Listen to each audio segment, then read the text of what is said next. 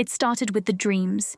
They began as innocuous fragments, a field under a starless sky, an ocean of grass swaying in a wind I couldn't feel. I would wake up with the scent of earth and something metallic lingering in my nose, the taste of salt on my lips. At first, I brushed them off as nothing more than the residue of an overactive imagination, the subconscious mind playing its usual tricks. But then the dreams became more vivid, more real. I found myself in a vast underground cavern, the walls and ceiling disappearing into an inky darkness that swallowed all light. The ground was cold and damp beneath my feet, slick with a thin film of water that rippled with each hesitant step I took. The air was thick with the smell of decay and something far worse, something I couldn't place but that made my stomach turn. In the dreams, I was always alone, but I could feel something in the darkness, just out of sight, watching me, waiting. I would wake up drenched in sweat, the sheets twisted around me, my heart pounding as if I had been running for miles. The taste of salt was always there, bitter and sharp, as if I had been drinking seawater. As the nights wore on, the dreams grew more intense, more detailed. I began to notice things in the cavern, scratches on the walls, strange symbols carved into the stone, all of them leading deeper into the darkness. My fear grew with each dream, but so did my curiosity. I couldn't help myself. Each night, I would venture further into the cavern, driven by a need to understand, to find the source of the strange pull that seemed to draw me deeper. But the dreams were only the beginning. It wasn't long before the dreams began to bleed into my waking life. It started with small things, flashes of the cavern when I closed my eyes, the faint echo of dripping water when I was alone in my apartment. The scent of earth and salt clung to me, no matter how many times I showered or washed my clothes. I would catch glimpses of movement out of the corner of my eye, shadows darting just beyond the edge of my vision, but whenever I turned to look, there was nothing there. I began to hear things as well, whispers in the darkness, low and guttural like the muttering of some ancient language. They were always just barely audible, just beyond the threshold of comprehension, leaving me with a constant sense of unease. The words, if they could be called that, seemed to seep into my mind, repeating themselves over and over, like a chant. My sleep became fitful, restless, plagued by the same dream over and over. Each night I would find myself deeper in the cavern, the walls closing in around me, the darkness growing thicker, more oppressive. The symbols on the walls became more intricate, more disturbing, as if they were trying to tell me something I was just on the verge of understanding. But it wasn't just the dreams that were changing. I was changing too. I became withdrawn, avoiding my friends and family, not out of choice, but out of necessity. I couldn't explain what was happening to me, couldn't make them understand. How could I? I didn't understand it myself. I was losing time, hours slipping away without me noticing, and when I would come to, I would find myself in strange places. Dark alleyways, abandoned buildings, places I had no memory of going. And always there was the cavern, the darkness, the whispers. One night after another of those exhausting, terrifying dreams, I awoke with a start. My throat was dry and my head ached with a dull, throbbing pain that seemed to pulse in time with the words that still echoed in my mind. I fumbled for the glass of water I kept on the nightstand, but my hand knocked it over, sending it clattering to the floor. Cursing under my breath, I got out of bed and made my way to the bathroom. The apartment was silent, the only sound the soft hum of the refrigerator and the faint buzzing of the fluorescent light in the hallway. I splashed some water on my face, trying to shake the remnants of the dream that clung to me like a shroud. But when I looked up at the mirror, I froze. For a moment, I didn't recognize the face staring back at me. It was my face, but it was wrong. My skin was pale, almost grey, and my eyes were sunken, dark circles standing out starkly against the pallor of my skin. My hair hung limp and lifeless, and my lips were cracked and dry, tinged with a faint blue. I blinked, and the reflections seemed to shimmer, to shift, as if the glass itself were rippling like water. I stepped back, my heart racing, but when I looked again, my reflection was normal, if a bit haggard. I shook my head, trying to convince myself that it was just a trick of the light, a result of too little sleep and too much stress. But the unease lingered, gnawing at the edges of my mind like a rat. The rest of the day passed in a blur, my thoughts consumed by the dream, by the reflection in the mirror, by the whispers that seemed to grow louder with each passing hour. I couldn't focus on work, couldn't concentrate on anything. My co-workers noticed, casting concerned glances my way, but I brushed them off, insisting that I was just tired, that I hadn't been sleeping well. That night, I didn't dream. I didn't sleep at all.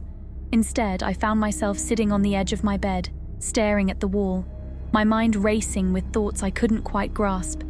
The whispers were louder now, almost deafening, a constant hum in the back of my mind that I couldn't ignore. They were insistent, demanding, pulling me towards something I couldn't see but that I could feel, deep in my bones. It was as if something was calling to me from the depths of the earth, something ancient and powerful, something that had been waiting for me, specifically me, for a very long time. And I knew, with a certainty that chilled me to the core, that I would have to answer. The next morning, I found myself standing at the edge of the woods on the outskirts of town. I didn't remember driving there, didn't remember getting out of bed or leaving my apartment. But there I was, the early morning mist curling around my feet, the trees looming tall and foreboding before me. The air was thick with the scent of earth and moss, and the ground beneath me was soft and damp, sinking slightly under my weight. The woods had always been a place of mystery and fear, the kind of place parents warned their children to avoid. There were stories, of course, the kind of stories every town has. Stories of people who had gone into the woods and never returned, of strange lights and sounds that could be heard in the dead of night, of creatures that lurked in the shadows, waiting to pounce on the unwary. But those were just stories, weren't they?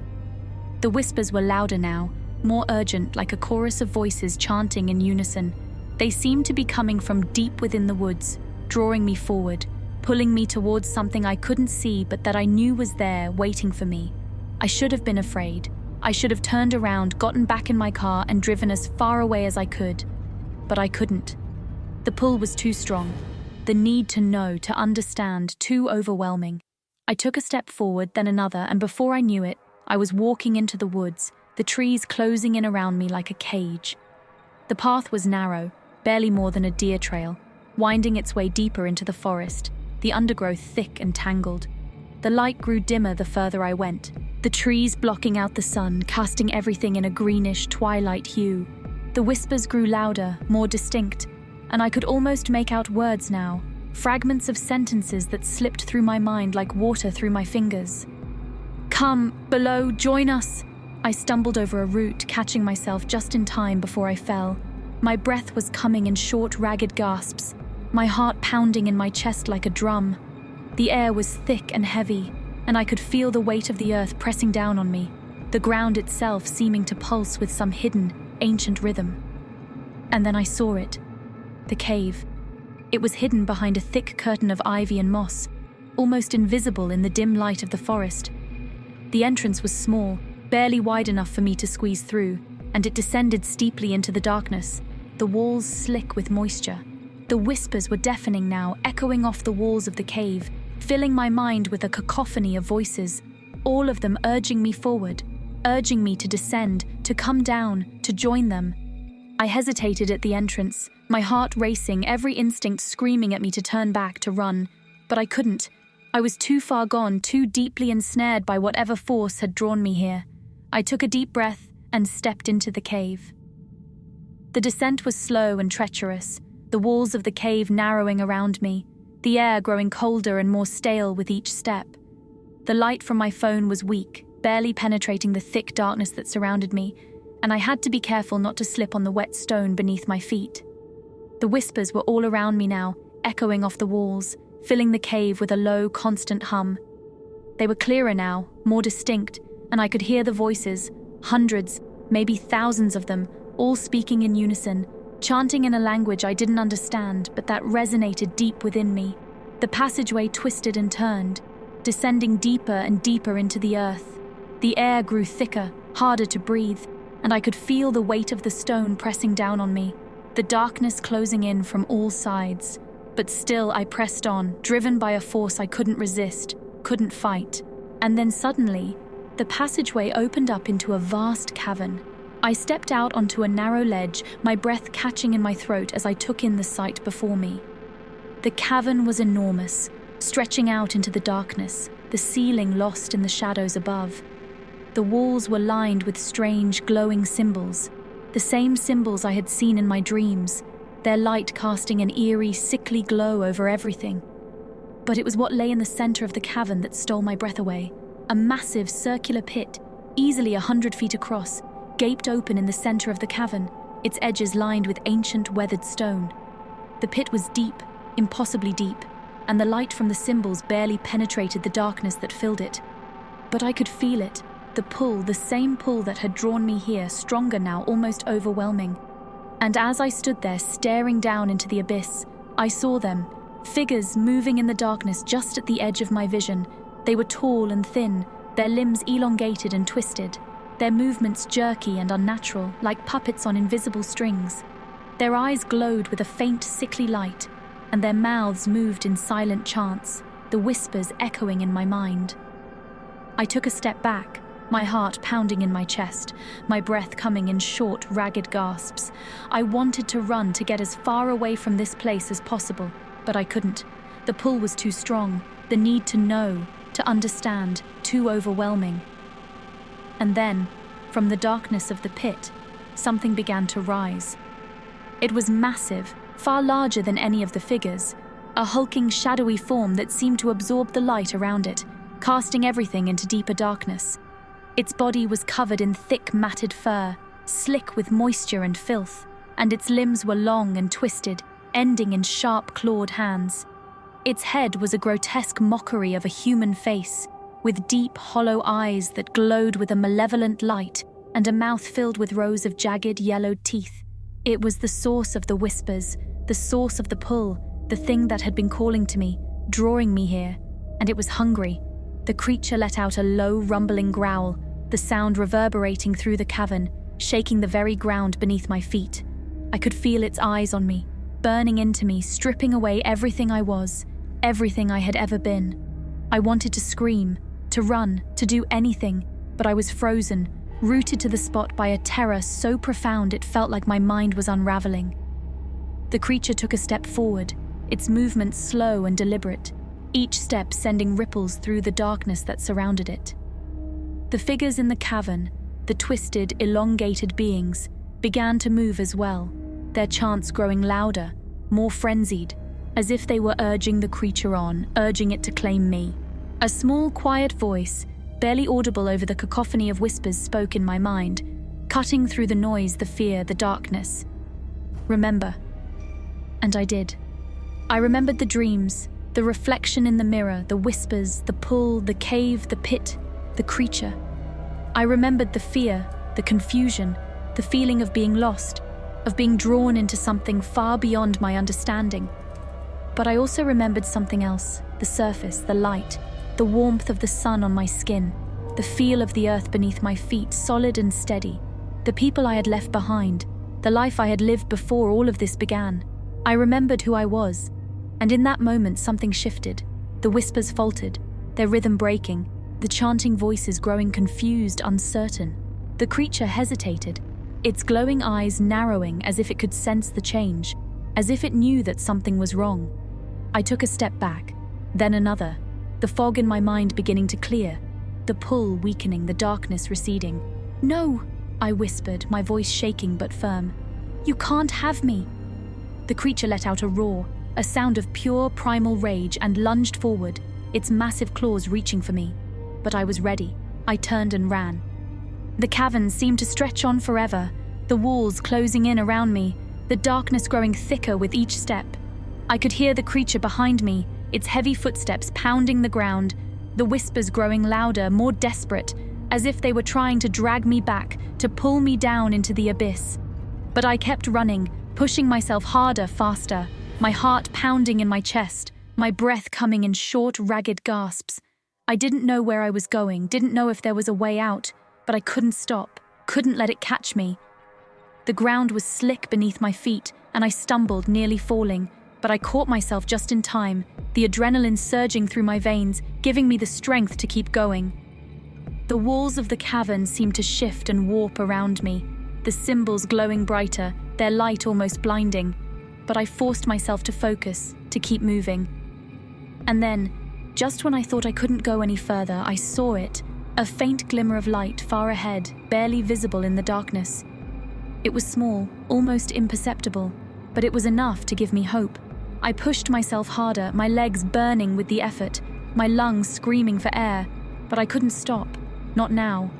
Not when I was so close. The light grew brighter, stronger, and I could feel the darkness behind me beginning to recede, the whispers growing fainter, more distant.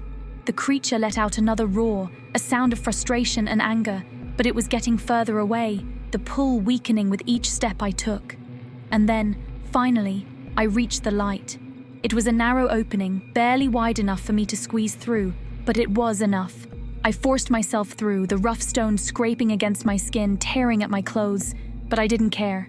I could feel the sunlight on my face, warm and comforting, the air fresh and clean, free of the stench of decay and death. I stumbled out into the open air, collapsing onto the ground, my body trembling with exhaustion, my mind reeling from the experience. The sunlight was blinding after the darkness of the cavern, and I had to shield my eyes, but I could feel it, the warmth, the life, the world above. I was safe. For a long time I just lay there, breathing in the fresh air, letting the warmth of the sun soak into my skin, grounding myself, reminding myself that I was alive, that I had escaped. But even as I lay there, the memory of the cavern, the creature, the whispers, lingered in the back of my mind, a shadow that I knew would never fully go away. I had escaped, but I wasn't free. In the days that followed, I tried to return to my normal life, but nothing was the same. The world felt different, less real, as if I was still trapped in a nightmare that I couldn't wake up from. The memories of the cavern, the creature, the abyss, haunted me, replaying in my mind over and over, the whispers still echoing in the back of my mind, faint but persistent. I avoided mirrors, avoided the dark, avoided anything that might remind me of what I had seen, of where I had been. But it was impossible to escape it completely. The scent of earth and salt still clung to me. No matter how many times I showered, the taste of seawater still lingered on my lips. And every now and then, out of the corner of my eye, I would catch a glimpse of something moving in the shadows, something dark and twisted, something that shouldn't be there. The creature was still out there, still watching, still waiting. And I knew, deep down, that it wasn't over. The pull was still there, faint but unmistakable, a constant tug at the edges of my mind, urging me to return, to descend once more into the darkness, to join them. But I fought it. Every day I fought it. I surrounded myself with light, with life, with people, anything to keep the darkness at bay, to keep the whispers from growing louder, from taking over. I tried to live my life as best I could, to find some semblance of normalcy, but it was always there, lurking in the back of my mind, waiting for the moment when I would let my guard down. But I wouldn't give in. I couldn't. I had seen the abyss, stared into its depths, felt its pull. But I had escaped, and as long as I could hold on to that, as long as I could remember who I was, what I had, I could keep the darkness at bay. But the whispers were always there, a constant reminder that it was never really over, that the abyss was always waiting just below the surface, ready to pull me back in. And I knew that one day somehow it would come for me, but until then I would fight. The nights were the hardest. During the day I could distract myself with work, with people, with the noise and bustle of the world around me. But at night, when everything was quiet, when I was alone, the darkness would creep in, bringing the whispers with it. I kept the lights on, kept the TV playing in the background, anything to drown out the silence, to keep the whispers at bay. But it was never enough. They were always there, just beneath the surface, waiting for the moment when I would close my eyes, when I would let my guard down. The dreams returned too, more vivid and terrifying than ever. I was back in the cavern, the walls closing in around me, the darkness suffocating, the creature's eyes glowing in the shadows. I could hear the whispers, louder now, more insistent, urging me to come back, to return to the abyss, to join them. I would wake up drenched in sweat, my heart pounding, the taste of salt on my lips, the scent of earth and decay clinging to me. I would lie there for hours, unable to sleep, too afraid to close my eyes, knowing that the moment I did, I would be back in the cavern, back in the darkness. I began to lose weight, my skin growing pale and sallow, my eyes hollow and sunken. My friends noticed. But I couldn't tell them the truth. How could I? They would never understand. They would think I was crazy, that I was losing my mind. And maybe I was. The whispers grew louder, more persistent, the pull stronger. I could feel it every moment of every day, a constant gnawing hunger that I couldn't ignore. The creature was calling to me, and I knew that I couldn't resist it forever, but I had to try. One night, after yet another sleepless night, I made a decision. I couldn't keep living like this, couldn't keep running from the darkness, from the creature, from the abyss. I had to face it, had to confront whatever it was that had taken hold of me, had to find a way to break free. I packed a bag with a flashlight, some food and water, a rope, anything I thought I might need. I didn't know what I was going to do, didn't have a plan, but I knew that I had to go back, had to return to the cave, to the cavern, to the place where it had all begun. I left a note for my friends, telling them not to worry, that I would be back soon, but I didn't believe it myself. I knew that there was a very real chance that I wouldn't return, that the darkness would claim me, that I would be lost forever in the abyss. But I had to try. I drove to the edge of the woods, the same place where I had found myself before, and parked the car. The woods were dark and silent, the trees looming tall and foreboding, the air thick with the scent of earth and moss. The pull was stronger now, almost overwhelming. The whispers a constant hum in the back of my mind, urging me forward, urging me to return. I took a deep breath and stepped into the woods. The path was familiar, the same narrow trail winding its way deeper into the forest, the undergrowth thick and tangled. The light from my flashlight was weak, barely penetrating the darkness, but I could feel the pull, stronger now, guiding me, leading me back to the cave, to the abyss. The whispers grew louder with each step, the air growing colder, the scent of decay and salt growing stronger. I could feel the ground beneath me pulsing with that same ancient rhythm, the weight of the earth pressing down on me, suffocating me. And then, just as before, I saw it.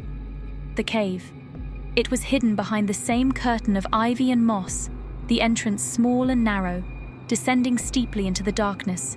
The whispers were deafening now, echoing off the walls of the cave, filling my mind with a cacophony of voices, all of them urging me forward, urging me to descend, to come down, to join them.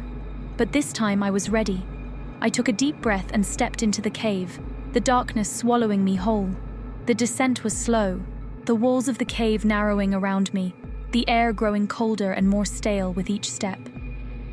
The light from my flashlight flickered, barely holding the darkness at bay, but I forced myself to keep moving, to push forward. The passageway twisted and turned, descending deeper and deeper into the earth, the air growing thicker, harder to breathe. The whispers were all around me, louder now, more insistent, but I blocked them out, focusing on the task at hand, on the need to find the source, to confront whatever it was that had taken hold of me. And then, just as before, the passageway opened up into the vast cavern. I stepped out onto the narrow ledge, my breath catching in my throat as I took in the sight before me. The cavern was exactly as I remembered it, the walls lined with glowing symbols, the pit gaping open in the center, the darkness swirling within it, alive, pulsing with a malevolent energy. But this time, I wasn't alone. The creature was there, waiting for me, its massive form hunched over the edge of the pit, its glowing eyes fixed on me, its mouth twisted into a grotesque grin. The figures, the twisted, elongated beings, were there as well, their chants growing louder, more frenzied, urging the creature on, urging it to claim me. But I was ready. I reached into my bag and pulled out the rope, tying one end around my waist, the other to a large rock that jutted out from the ledge. I didn't know if it would be enough, didn't know if it would work, but it was all I had, my last hope. The creature let out a roar, a sound of pure primal rage, and lunged forward, its massive claws reaching for me. But this time I didn't run, I jumped.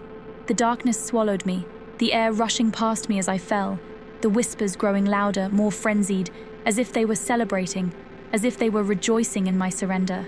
But I wasn't surrendering. The rope jerked taut, the rock holding firm, and I swung down into the pit, the light from my flashlight cutting through the darkness, revealing the walls of the abyss, covered in the same glowing symbols, the same ancient markings. But there was something else, something deeper, something hidden beneath the symbols, something that pulsed with a dark, twisted energy, something that seemed to throb with life. I reached out, my hand brushing against the wall, and I felt it. It was alive. The wall, the cavern, the pit, it was all alive, all part of the same twisted ancient entity. The same force that had been pulling me, drawing me down into the abyss. And I knew in that moment what I had to do. The whispers grew louder, more desperate, as if they could sense what I was about to do, as if they were trying to stop me. The creature roared, its massive form looming above me, its claws reaching down, trying to drag me back up, trying to stop me. But I was ready. I reached into my bag and pulled out the knife, the blade sharp and gleaming in the dim light. The whispers screamed, the creature roared, but I didn't hesitate. I drove the knife into the wall. The cavern shook, the ground trembling beneath me, the walls cracking, the symbols flickering, their light growing dim. The whispers faltered, their voices breaking, the rhythm disrupted, the pull weakening. I drove the knife in deeper, twisting it, feeling the wall give way beneath the blade, feeling the life, the dark, twisted energy, begin to drain away. The creature let out a final, ear-piercing scream, its form dissolving into the darkness. The figures in the cavern writhing and twisting, their chants faltering, breaking, until there was nothing but silence. And then, the cavern collapsed. I woke up in the hospital, my body battered and bruised, my mind hazy and confused. My friends were there, their faces pale with worry, their voices soft and comforting. They told me that I had been found in the woods, unconscious, covered in dirt and blood, but alive. I didn't tell them what had happened, didn't tell them about the cavern, the creature, the abyss. I didn't need to. I could feel it. The pull was gone, the whispers silenced, the darkness receding, replaced by the warmth of the sun, the light of the world above. I had faced the abyss, stared into its depths, and survived. And as I lay there in that hospital bed, surrounded by the people I cared about, I knew that I was finally free. Free from the darkness, free from the creature, free from the abyss. And for the first time in a long time, I felt hope, but the scars remained. The memories of the cavern, the creature, the abyss still haunted me, still lingered in the back of my mind, a shadow that I knew would never fully go away. The world felt different, less real, as if I was still trapped in a nightmare that I couldn't wake up from. The taste of salt still lingered on my lips, the scent of earth and decay still clung to me, no matter how many times I showered. And every now and then, out of the corner of my eye, I would catch a glimpse of something moving in the shadows, something dark and twisted, something that shouldn't be there. But I was free, and I would keep fighting, keep pushing forward, keep living no matter what, because I had survived the abyss, and I would never go back. Thank you so much for watching. Please consider subscribing.